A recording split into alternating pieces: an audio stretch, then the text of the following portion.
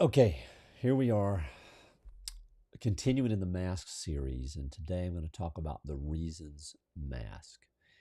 And that is the identity that says if I understand it, I don't have to feel it. This is a particular kind of person who can explain almost anything about themselves with incredible precision and yet is almost entirely absent from their own experience. They have extraordinary self-knowledge at the cognitive level, okay? They can map their patterns, trace their history, identify their triggers, articulate their defenses.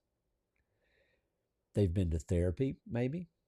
They've gotten a great deal out of therapy intellectually. They have read extensively about psychology and philosophy and human behavior, and they can see the dynamics in every room they enter with a clarity that most people will never have.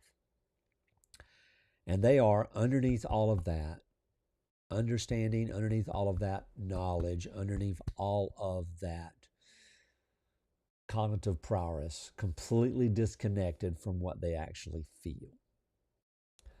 The reasons mask is the identity that learned if I can understand what is happening, I don't have to be in what is happening.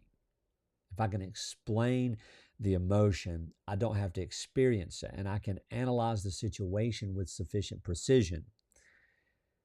And in doing so, I can remain at a really safe distance from the part of this experience that costs something to feel, to actually feel. Intelligence in this mask is not deployed in service of genuine clarity. It is often deployed in service of protection.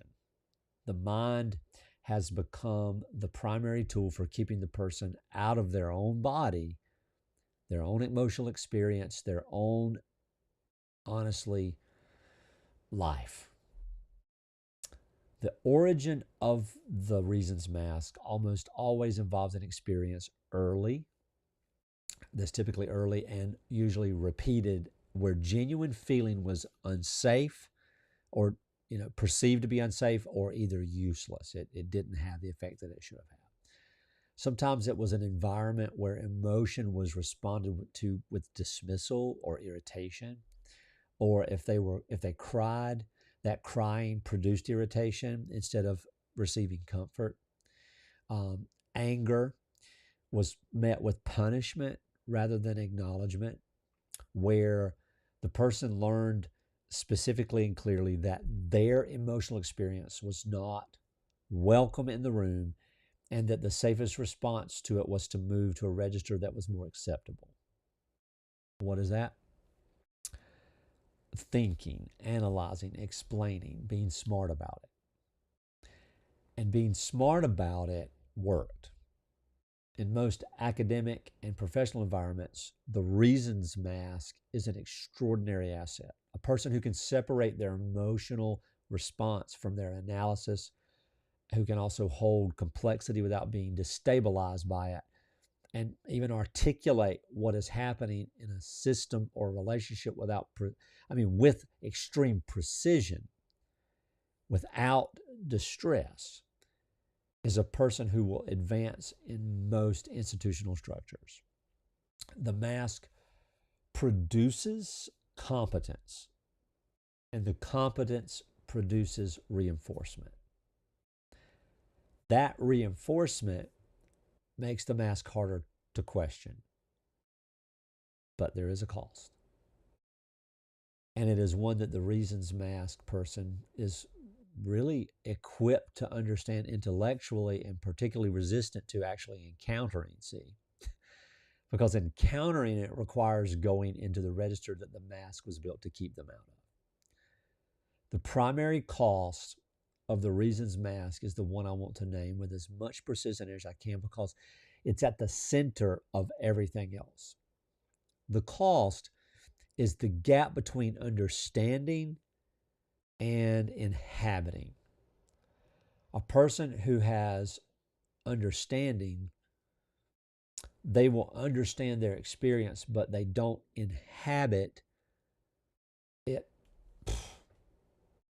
Let's put it this way. A person who understands their experience, but does not inhabit the experience, has all of the information, but they do not have life. They're not living. They're a commentator on their own existence, an extremely accurate and brilliant commentator, but a commentator just the same. And a commentator is someone, by definition, who is not participating in what they're talking about. They're describing that from a distance, and that is not the same as the life that is being lived from the inside. I see this most clearly in how reasons mask people relate to their own emotional history. They can tell you, with like laser clinical precision, the dynamics of their childhood, the way it shaped their patterns, the specific experiences that produced the specific adaptive responses that they still carry. The information is very accurate. The narrative is really insightful. The stories are like, wow. But there is a quality to the telling. It's slightly too smooth. It's been processed enough times that the edges have come off. And the words are right, but the person telling them is not quite in the story. They're above it, beyond it, moved through it, looking down at it, describing it from a vantage point that is, in a meaningful sense, very protected from what actually happened. Genuine grief, genuine anger, genuine fear, genuine joy, these experiences have a quality of immediacy. They're happening to you rather than being observed by you. They're in the body before they're in the language. And interestingly enough, I teach that as a way of regulating emotions, but you still have to experience, you can witness them, but you still have to experience them to be alive. The reasons masked person has an extremely well-developed capacity for moving experience from the body into language before it has a chance to fully arrive in the body. And this happens so quickly, with such fluency, that the person does not even notice the gap between the experience and the language. They feel like they're fully present in what's happening, but the fluency is the evidence of the distance, not of the presence. In relationships, this produces a very specific dynamic. The reasons masked person is often experienced as simultaneously deeply insightful and somehow aloof, not quite there. Their partner or their close friend can feel heard in the analytical sense. The reasons masked person can accurately reflect back what is being said and can identify the dynamic, can articulate what is probably underneath the surface issue, and yet the person on the receiving end of all this accuracy can feel somehow missed. Not in the content, in the contact. Because genuine contact requires the person to be in the room emotionally. And the reasons masked person is almost always slightly outside of the room. They observe it with great clarity rather than being and living inside of it with all the vulnerability that entails. There's also a specific relationship to change that the reasons masked person produces. Understanding, as I have said up there, if you just log it in or whatever, this will be on the log on the YouTube channel. As I've said, it's not the same as freedom. Understanding is not freedom. Okay, a person can understand their patterns with absolute accuracy and absolute completeness and still repeat them, because the patterns do not live in the understanding, they live in the body. They live in the nervous system. They live in the trained responses in the programs and the learned responses in the nervous system. They live in the emotional habits that were formed long before the analytical capacity that now describes them was even able to be developed, much less developed. And no amount of additional understanding changes the body's habits. Let me say that again. There is no amount of understanding more that's going to change the body's habits. Understanding can point toward where the change needs to happen, but it is not and cannot be the change. It is not the change itself. The reasons masked person who has organized their identity around the power of understanding finds this one of the most difficult truths to receive. They don't even want to hear it. I know because I had this mask. It was really powerful for me. Not because we're not capable of understanding. That these people, they can understand it. And as a matter of fact, they understand it immediately. But because they put it this way, receiving this truth means acknowledging that the thing that they have been relying on to produce freedom is not by itself capable of producing what they want. So it's a fool's errand and you feel foolish, right? And nobody wants to do that on purpose. So the reasons mask person really rejects this truth. What the reasons mask person needs and what the mask is most fundamentally organized against is what I call the descent. And that's the willingness to come down from the head into the body, to move from the register of understanding into the register of inhabiting, of being, to be in the experience rather than just be able to describe it with absolute precision and accuracy. This is not a technique. It is a willingness.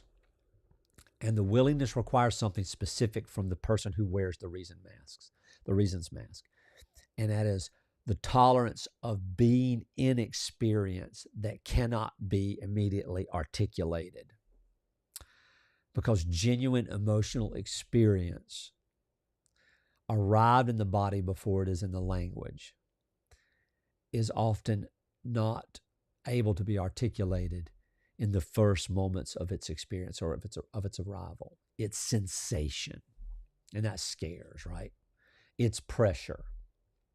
It's temperature, it's energy, it's the quality of weight or lightness or tightness or release that exists before the word for it forms.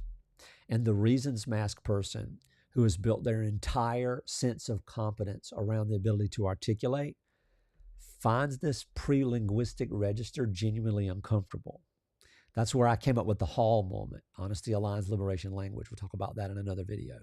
But here, for this person, it feels from the inside the mask, like losing their faculties, losing their primary competency, their primary capability, like the entire essence of who they are is just all of a sudden dull, like being without their most important tool, or that their mind just went blank. What it feels like when the descent happens is being home. Not the home of familiar comfort, though. Not necessarily. Sometimes the first arrives in the body after years of being above it are uncomfortable. Sometimes they carry things that have been waiting a long time. But there's a quality of realness to the embodied experience that the analytical register, however sophisticated, does not produce. Because the analytical register can always be questioned. It can be revised and reviewed and articulated differently. It can be made more nuanced. The body's response to genuine presence is immediate, and it is non-negotiable. It's less negotiable. It can be negotiated. We can talk about that later. And it is, in its immediacy, more honest than anything the mind can produce about it.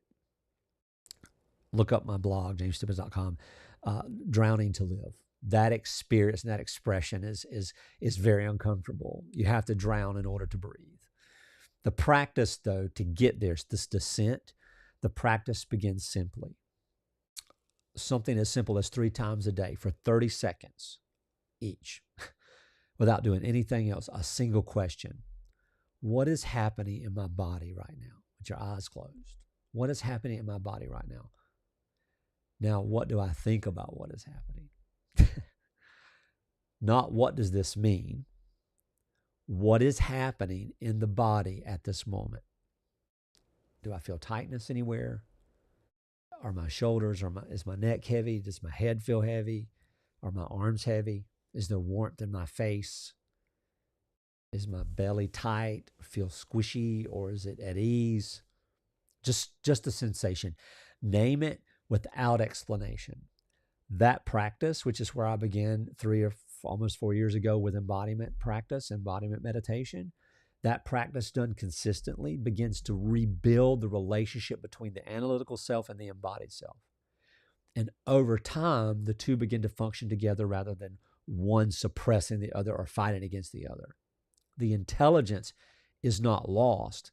It just finally falls in step. It is finally in service of something real rather than a fantasy of escape and avoidance. The reasons masked person, when they have done this work, they do not become less intelligent. They become listen to this, they become in the most important sense more intelligent. Because intelligence in service of genuine presence is a different quality of intelligence than intelligence in the service of protection. Okay? The analytical capacity, when it's no longer doing the work of keeping the person out of their own experience, becomes available for something else, for genuinely understanding themselves and other people. And I want you to hear what connection and intimacy can come from here. I don't have time for that. For holding complexity without needing to resolve it, for being in uncertainty without the uncertainty requiring immediate analysis, for trusting the body's knowing before the mind has finished processing. This last one is significant.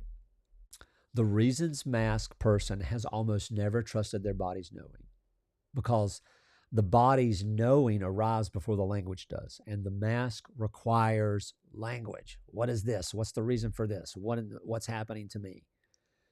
But the body knows things. It knows when something is wrong before the mind can explain why.